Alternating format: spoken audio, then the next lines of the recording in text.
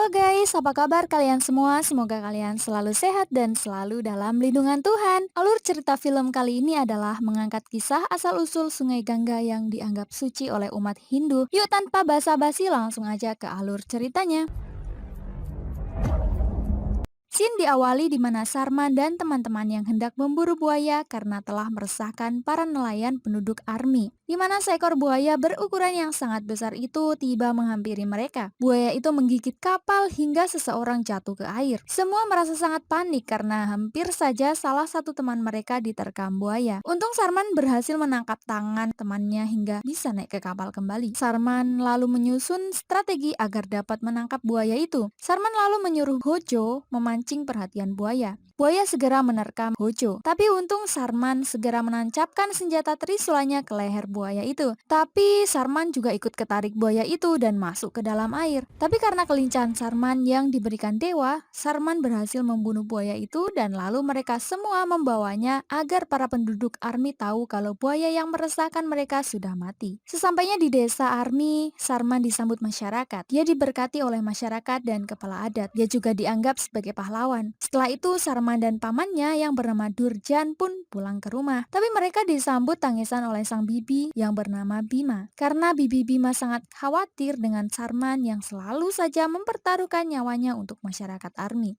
Scene lalu berlanjut di malam hari. Seperti biasa, Sarman selalu memimpikan sungai dan seekor kijang putih bertanduk satu. Di pagi hari saat dia terbangun, dia langsung menanyakan hal itu kepada Bibi Bima. Bibi Bima dengan santai menjawab kalau itu hanyalah mimpi belaka. सपी नहीं था। अब जा।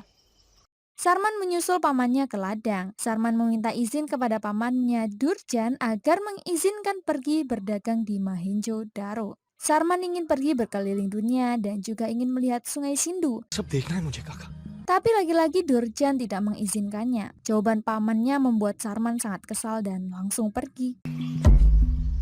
Scene berlanjut di pagi buta. Sarman membangunkan Hojo agar dia mau ikut dengan Sarman pergi berdagang ke Mohenjo-daro secara diam-diam. Saat dia keluar rumah dan membawa barang-barangnya, dia terkejut melihat Paman Durjan yang sudah memergoki mereka. Karena tidak ada pilihan lagi, akhirnya Paman Durjan mengizinkan Sarman pergi ke Mohenjo-daro untuk berdagang. Tapi sebelum pergi, dia memberikan arahan kepada Sarman agar tidak menurunkan harga jual. Karena di sana dipenuhi oleh orang-orang yang jahat dan orang yang rakus. Paman Durjan juga memberikan bungkusan di mana Sarman boleh memakainya hanya ketika dirinya berada dalam kesulitan. Singkat cerita, sampailah Sarman dan rombongan di kota Mohenjo-daro. Di sana, Sarman takjub dengan bangunan yang megah itu. Dia juga bertanya tentang 6 lambang di depan benteng. Di sana ternyata terdapat lambang unicorn atau keledai bertanduk satu. Dan ternyata lambang itu mempunyai arti yakni hewan tersuci yang dihormati di wilayah Sindu dan mempunyai lambang Mohenjo-daro. Di saat Sarman berjalan menuju kota Mohenjo, dia dicegat oleh seorang yang berpenampilan gila yang bernama Jakiro. Dia mengingatkan agar Sarman segera pergi karena tempat itu adalah tempat orang yang serakah. Jakiro diusir pengawal kerajaan karena mengganggu perjalanan pedagang. Sarman memberi dia selendang kepada Jakiro dan Jakiro pergi. Sarman lantas bertanya kepada pengawal kerajaan tentang siapa Jakiro. Ternyata Jakiro adalah keluarga penemu wilayah Mohenjo-daro. Cerita berlanjut, dagangan Sarman ditawar murah oleh pembeli. Dia tidak mau melepas harganya karena mengingat pesan sang paman. Tapi pengawal raja memberinya saran agar melepas harga yang ditawarkan pembeli karena sebentar lagi akan sepi pembeli. Sarman pun akhirnya mau melepasnya dan dia pun berkenalan dengan pengawal itu yang bernama Lotar. Tiba-tiba anak Raja Maham yang bernama Monja datang dan menawar murah dagangan. Seseorang pedagang lalu mengeluh akibat sungai Sindu yang berubah aliran hingga menerjang rumah desa dan segalanya. Bahkan makanan dan pakaian pun ikut terseret. Mereka mengumpulkan sisa hasil panen mereka untuk dijual ke kerajaan dengan harga 4 lazuli. Sehingga mereka bisa membangun kembali desa mereka. Tapi sayangnya Monja menawar dengan harga murah yakni 2 lazuli. Tanpa menghiraukan keluhan rakyat, ia lalu berkata jika mereka menginginkan 4 lazuli, mereka harus menghadirkan setiap malam satu wanita untuknya. Seorang rakyat berteriak atas jawaban Monja itu, tapi dia malah dihajar oleh Monja. Sarman yang tidak terima langsung protes. Dia berkata jika Monja tidak setuju 4 lazuli, maka tidak ada barter. Lothar yang khawatir kawan barunya kenapa-napa lantas menyuruh orang pada bubar dan menyetujui sistem barter itu. Lothar menasihati Sarman agar tidak mengulanginya lagi, kalau tidak nyawanya akan terancam. Sarman berkata bahwa transaksi seharusnya dilakukan dengan jujur. Aku juga petani yang mengerti jerih payah mereka. Ditambah lagi, dia melecehkan wanita, dan bagaimana aku bisa diam saja? Sarman lantas menyuruh Hojo mengemasi barangnya dan pergi dari Mohenjo karena terlalu banyak orang yang serakah. Di tengah kemarahan Sarman, dia tanpa sengaja melihat seorang wanita cantik mengenakan mahkota dan selalu dihormati penduduk Mohenjo karena menjadi simbol Ibu Sindu. Wanita itu bernama Chani, putri sang pendeta yang akan membawa perubahan baru untuk kota Mohenjo-daro. Sarman tidak bisa berhenti menatapnya, sampai dia tidak sadar. Ternyata Chani sudah ada di hadapannya. Dan ternyata wanita cantik itu membuat Sarman berubah pikiran dan tidak jadi meninggalkan Mohenjo-daro. Sin beralih di kerajaan. Raja mengadakan rapat dengan para kepala majelis. Raja berkata akan menghancurkan wilayah Harappa karena pusat perdagangan kini berpindah di kota Mohenjo-daro. Kepala majelis pertanian menentang itu. Kota Harappa tidak pernah merugikan kota Mohindo. Bendungan Sindu yang dibuat raja juga pembangunan jalan dan benteng tidak ada faedahnya bagi mereka. Raja lalu berkata akan menaikkan pajak rakyat karena dana pembangunan jalan dan benteng sudah habis. Kepala tambang, keamanan, seni, dan lain-lainnya, kecuali kepala pertanian setuju dengan titah raja yang akan menaikkan pajak rakyat. Pertentangan itu malah berujung kematian untuk kepala pertanian dan para pengikutnya. Mayat mereka digantung tanpa dikremasi ataupun dikuburkan. Sin lalu berlanjut di keesokan hari. Sarman bertanya bagaimana cara bisa ke tempat kuil pendeta. Lontar berkata kalau Sarman harus menunjukkan tanda agar dapat memasuki sana. Dia lalu menunjukkan tanda yang diberikan Paman Durjan kepada Lontar dan mereka akhirnya pergi. Sampainya di area kuil, tiba-tiba ada 4 kuda yang mengamuk dan lepas dari pawangnya. Kuda itu lari dengan kencang menuju tempat berdirinya Chani. Sarman dengan sigap segera lari untuk menenangkan kuda itu.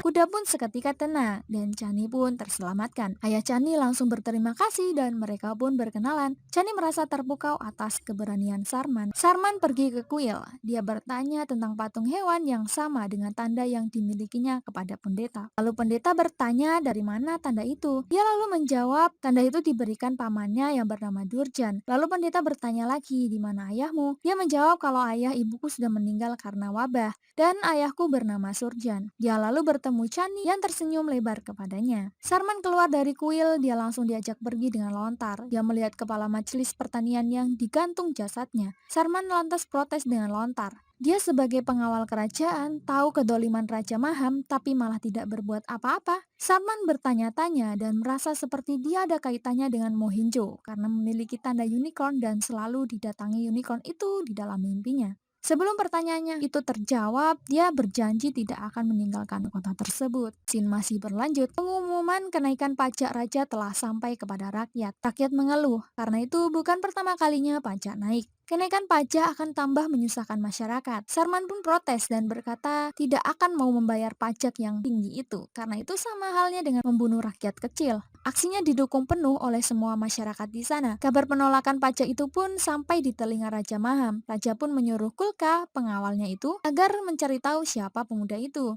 Sin berpindah di kuil. Chani curhat perasaannya tentang Sarman kepada Chunu, sang pelayan wanitanya itu. Sepertinya Chani sudah jatuh cinta dengan Sarman karena telah menyelamatkannya dengan menjinakkan kuda yang hampir menyerangnya itu. Chunu mengingatkan agar Chani menghentikan rasa cintanya itu karena sumpah ayahnya kepada Ibu Sindu. Tapi Chani ingin bertemu dengan Sarman. Dia lalu berencana pergi. Chani pergi tanpa mengenakan baju dan mahkota kehormatannya agar tidak dikenali penduduk dan menuju pasar ternak. Chani akhirnya bertemu dengan Sarman. Mereka saling bertatapan, lalu Sarman mengajak Chani pergi. Saking excitednya, Sarman sampai hampir terjungkal. Sarman berkata walaupun Chani tidak mengenakan pakaian dan mahkota, dia bisa mengenalinya. Chani pun berkata kalau dirinya melakukan itu demi untuk bertemu dengan Sarman. Chani lalu mengajak Sarman keliling kota. Karena tidak ada yang mengenali Chani, dia bertingkah sesuka hatinya untuk membuat dirinya bahagia. Tiba-tiba Kulka mengenali Chani. Chunu memberitahu Chani hal itu. Mereka segera pergi dan hampir saja mereka tertangkap oleh Kulka. Di keesokan harinya, malam acara pemujaan bulan pun tiba. Sarman diam-diam mengikuti acara tersebut. Sarman menguping pembicaraan raja yang saat itu melihat belanjaannya, yakni pedang tembaga. Dia malah tidak sengaja mendengar rencana keji sang raja. Ia rela membuat bendungan, memindahkan aliran air demi menambang emas, hanya untuk membeli dan memperbanyak senjata. Di perayaan itu, pendeta mengumumkan pertunangan Chani dengan Moja. Di sana Moja melihat Sarman, lalu menyuruh pengawalnya mengejar Sarman. Ia lalu menyamar menjadi penari dengan mencoret-coret wajahnya. Chani keluar sambil bernyanyi nyanyian doa. Setelah ritual pemandian selesai, Sarman malah menyelundup di ruang ganti Chani. Dia menyatakan perasaan cintanya kepada Chani dan Chani pun mengiyakannya. Tapi sayangnya Chani akan dinikahi oleh Moja. Tiba-tiba Moja datang dan mengejutkan mereka berdua. Chani berkata kalau dirinya sedang berganti pakaian. Di saat yang genting, Sarman malah mencuri kesempatan mencium bibir Chani. Chani terkejut. Ditambah lagi Moja menanyakan pakaian Chani yang jelas-jelas berada di seberangnya. Chani menyuruh Moja pergi agar dia bisa keluar dan Moja pun pergi. Chani dan Sarman melanjutkan berciuman. Tapi tiba-tiba Chani teringat kalau dia tidak boleh melakukannya. Dia adalah mempelai Moja yang telah ditentukan sejak lahir. जब जन्म हुआ मेरा Tapi Sarman meyakinkan Chani bahwa sesuatu yang ditentukan juga masih bisa berubah. Sarman harus segera pergi karena Moja menunggu di luar. Saat keluar dari kamar, dia malah kepergok Raja Maham. Untung saat itu dia bisa lolos dan pergi. Raja Maham yang khawatir langsung memaksa pendeta agar segera menikahkan anaknya dengan Moja. Dan 2 hari lagi pernikahan akan dilangsungkan. Singkat cerita, ijab kabul segera digelar. Saat Chani sedang dinasehati Ibu Ratu, Junu datang dan memberitahukan kedatangan Sarman. Sarman berdebat dengan Chani. Dia menghasut Chani agar tidak mau menikah dengan Moja. Tapi Chani takut jika harus merusak acara pernikahan itu, karena Moja tidak suka penolakan. Jika ada yang menolaknya, maka Moja tidak segan akan membunuh orang itu. Sarman tidak mau pergi dan malah mengikuti kata hatinya yang suci itu. Akibatnya, Moja datang dan langsung membekap Sarman. Dia menghajar Sarman habis-habisan. Lalu sang raja menjatuhi hukuman mati untuk Sarman. Tapi pendeta memohon ampunan untuk Sarman karena dia hanyalah orang asing yang tidak tahu aturan Mohenjo-daro. Lalu raja akhirnya memutuskan untuk memberinya kesempatan menolong dirinya sendiri dengan mengikuti ujian Bakar Zokar, yakni ujian di mana dia harus melawan 2 manusia buas dari hutan dan berperawakan tinggi, juga akan disaksikan oleh seluruh rakyat atau seluruh masyarakat. Sarman setuju, tapi dia meminta satu permintaan. Jika dirinya berhasil melawan Bakar Zokar, Chani harus dibebaskan dari perjodohannya dengan Moza. Dan raja pun setuju atas permintaan terakhir Sarman. Sebelum ujian itu, Sarman dikurung di penjara. Pendeta datang menemui Sarman. Pendeta akan mengungkap kebenaran tentang Sarman, di mana pemimpin sebelum Maham sebenarnya adalah ayah Sarman, yakni Surjan. Maham dulunya hanyalah kepala perdagangan yang terlibat dalam transaksi ilegal Sumeria. Maham telah menghasut para menteri kerajaan. Dia membuat bendungan untuk menambang emas, manipulasi rencana, dan menfitnah Surjan dengan meletakkan emas di dalam rumahnya, hingga membuat Surjan dihukum mati dan jasadnya digantung tidak dikremasi. Lalu Maham mengangkat dirinya sendiri sebagai raja. Paman Durjan telah menutupi kematian ayahnya karena dia takut dengan Maham. Bahkan pendeta sendiri telah berbohong sebagai saksi. Setelah bendungan itu selesai, penduduk malah merasakan kekeringan dan kemiskinan bertambah hingga mereka sadar bahwa Surjanlah yang benar. Akhirnya dia tahu mengapa Mohenjo-daro tidak asing baginya. Lalu pendeta berkata kepada Sarman karena hanya dialah satu-satunya yang bisa menghentikan kekejian Maham. मेरा नगर है Mohenjodaro Ujian Bakar Zokar pun dimulai. Sarman tanpa ragu mendatangi tempat yang sudah disaksikan oleh semua rakyat. Sarman memilih senjata Trisula. Bakar dan Zokar pun dikeluarkan. Pertandingan hidup dan mati pun dimulai. Senjata mereka dibuang. Sarman memukuli Bakar, tapi tidak mempan. Sarman dengan mudahnya dibanting oleh mereka. Lalu Sarman memanjat naik, meloncat, dan menghajar kepala Bakar. Zokar mengambil senjata. Sarman pun mengambil trisulanya. 2 lawan 1 dan mereka terus bertarung. Sarman terhimpit badan si kembar itu hingga badannya terangkat. Tapi Sarman berhasil menjatuhkan si kembar dan menancapkan kayu runcing itu ke kaki Bakar. Zokar yang melihat langsung mengamuk dan menghampiri Sarman. Sarman pontang-panting melawan Zokar yang badannya jauh lebih besar dan kuat. Tapi saat dia terjatuh, dia segera mengambil trisulanya, menendang kaki Zokar hingga dia terjatuh dan langsung menancapkan trisulanya ke tubuh Zokar. Dan Zokar pun akhirnya is dead. Pertarungan belum selesai. Bakar ternyata masih hidup. Dia menghampiri Sarman, tapi Sarman dapat mengatasinya. Sarman segera mengambil pedang dan akan menusuk Bakar. Tapi karena iba, dia tidak jadi melakukannya. Lalu para penduduk berdiri dan meneriaki keberhasilan Sarman. Raja Maham dan Moza pun pusing melihat kelincahan Sarman. Mereka pun pergi dari tempat itu. Scene berlanjut dengan penuh kemarahan. Moza datang ke kuil, dia membunuh pendeta, dan lalu akan menghabisi Chani. Chani histeris melihat ayahnya mati. Dia lalu lari dari sana. Untung Sarman datang dan berhasil menghentikan Moza dengan membunuhnya.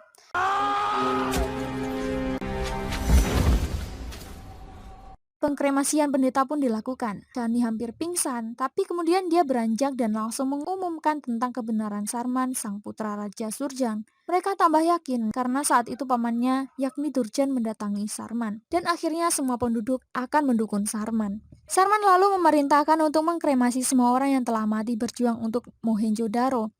Sarman menanyakan kepada Durjan mengapa dia tidak memberitahunya tentang masa lalunya. Pamannya menjawab kalau dirinya tidak seberani Surjan. Dia takut dan dia lemah. Dia sudah kehilangan Surjan. Dia tidak ingin kehilangan Sarman juga. Dia lalu meminta maaf kepada Sarman. Bibi Bima lalu berkata kalau hidup Sarman adalah hal yang paling penting bagi mereka. Sarman lalu memaafkan keduanya. Scene berpindah di kerajaan. Ibu Moza menyalahkan Maham atas kematian putranya. Dia juga menyalahkan kehancuran yang telah terjadi di Mohenjo-daro, tapi istrinya malah ditampar. Lalu sang istri berkata, Sarman adalah anak Surjan. Inilah keadilan dari Ibu Sindu. Kau menggantung ayahnya dan dia mengambil putramu, dan kau juga tidak akan mampu menghentikan kehancuranmu. Sarman Surjan ka beta hai? Scene lalu berpindah ke Sarman. Dia akan membongkar kedok pertambangan emas ilegal yang didalangi oleh Raja Maham. Ia lalu mengecek bendungan itu dan melihat betapa keringnya tanah Harappa. Lalu di malam hari mereka membuat rencana untuk melengsarkan Maham dengan membuka kedok emas itu. Mereka mencegat pegawai Maham yang hendak menukar emasnya untuk dijadikan barang bukti. Saat mereka berhasil, Sarman mendengar suara petir. Sepertinya dia mempunyai feeling akan terjadi sesuatu dan menyuruh Banu menjaga bendungan, kemudian memberikan kabar. Di pagi hari, Sarman mengumpulkan semua penduduk dan membongkar kedok Maham yang menukar emas ilegal dengan senjata buatan Sumeria. Tiba-tiba pengawal Maham datang menyerang, tapi jumlah mereka yang sedikit dan akhirnya mereka kalah. Sarman dan warga menyeret keluar Maham dan melengsarkannya. Dia diikat di tiang. Scene berpindah sebentar di bendungan. Banu melihat air yang sudah membludak. Dia lalu lari dan menghampiri Sarman. Semua warga khawatir. Sarman lalu berpesan agar tetap tenang dan segera menyuruh mereka mengambil barang-barang yang diperlukan, juga menunggu di gerbang depan, dan mereka semua harus segera meninggalkan Mohenjo-daro karena air semakin meluap dan akan mengakibatkan jebolnya tanggul bendungan. Maham meminta agar Sarman melepaskan ikatannya, tapi apa yang sudah dia buat dia harus menanggungnya sendiri. Sarman pun pergi. Sarman lalu membuat strategi agar para penduduk dapat segera menyeberang bukit, supaya mereka tidak terkena bencana akibat tanggul itu. Ia lalu berencana membuat jembatan perahu. Sarman dan tim menyeberangkan tali untuk diikat di tanah seberang. Mereka menyusun kapal hingga membentuk sebuah jembatan. Para penduduk segera menyeberangi air itu dengan kapal. Scene menunjukkan Maham yang menemukan pisau di belakang tiang. Ia segera merobek tali yang mengikatnya itu. Berpindah di lokasi jembatan lagi, semua orang menyeberang, yang tersisa adalah Jakiro. Dia tidak mau menyeberang karena dia ingin menyaksikan kematian Maham. Sarman segera lari dari atas jembatan, tapi sayang air segera naik dan tanggul pun jebol. Sarman kehabisan waktu untuk menyelamatkan diri, jembatan perahu pun ambyar dibuatnya. Tapi untungnya Sarman berpegang tali yang dibuatnya dan akhirnya dia bisa selamat. Lalu mereka semua menyaksikan tsunami yang menutupi tempat tinggal mereka.